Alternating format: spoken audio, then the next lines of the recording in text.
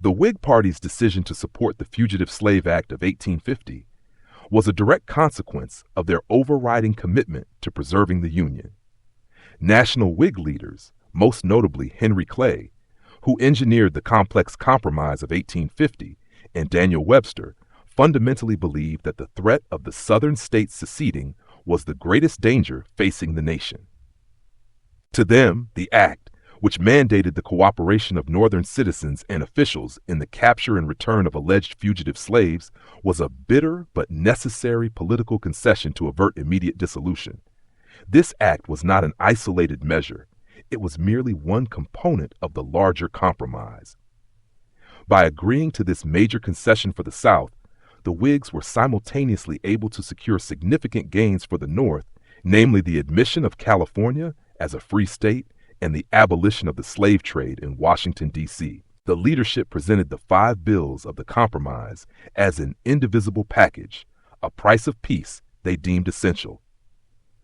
The party's national structure, which included a robust and influential Southern wing, further compelled this position.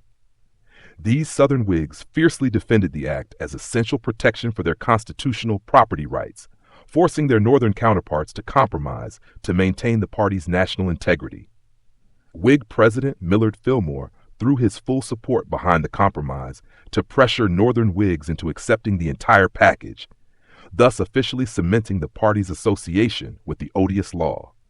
While the Whigs succeeded in passing the compromise and temporarily calming the waters of secession, the victory was Pyrrhic. The Fugitive Slave Act proved to be the fatal blow to the party. The law's direct requirement for Northern individuals to become active participants in the institution of slavery created a moral crisis. The anti-slavery conscience Whigs in the North were utterly outraged by this legislation, finding the compromise on slavery irreconcilable. The fundamental division over the morality of slavery shattered the party's foundation. As the Whig Party disintegrated, the political vacuum in the North was rapidly filled by the emergence of a new, explicitly anti-slavery political force, the Republican Party. Formed in the mid-1850s out of the remnants of the fractured Whigs, the Republican Party immediately organized itself on a platform that was fundamentally opposed to the expansion of slavery into the Western territories, becoming the decisive political expression of the Northern anti-slavery sentiment that the Whigs had failed and ultimately died trying to contain.